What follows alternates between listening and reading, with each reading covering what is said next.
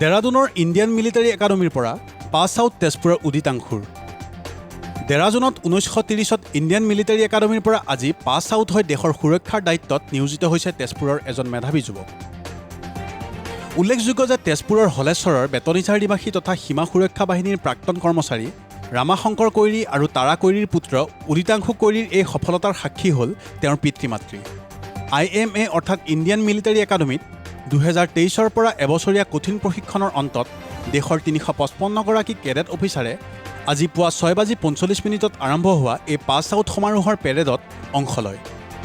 দেশৰ সেনাৰ বিভিন্ন শাখাত লেফটেনেণ্ট হিচাপে নিয়োজিত হোৱা এইসকল সফল যুৱক যুৱতীক তেওঁলোকৰ পদকসমূহ পৰম্পৰা অনুসৰি নিজৰ পিতৃ মাতৃয়ে পৰিধান কৰায়।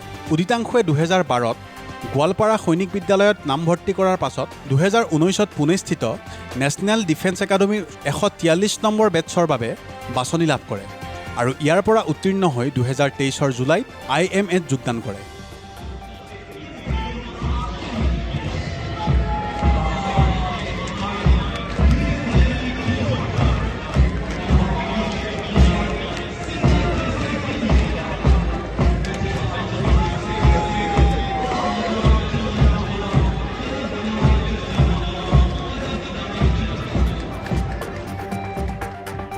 Bureau report, Mahajati into 24 live.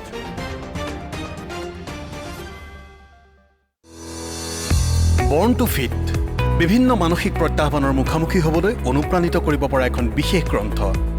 আপোনাৰ আৰু আপোনাৰ শিশুটিৰ শাৰীৰিক আৰু মানসিক প্ৰত্যাহ্বানৰ শক্তিশালীভাৱে মুখামুখি হ'বলৈ আজিয়ে ক্ৰয় কৰক বৰ্ণ টু ফিট। এমাজনতো উপলব্ধ।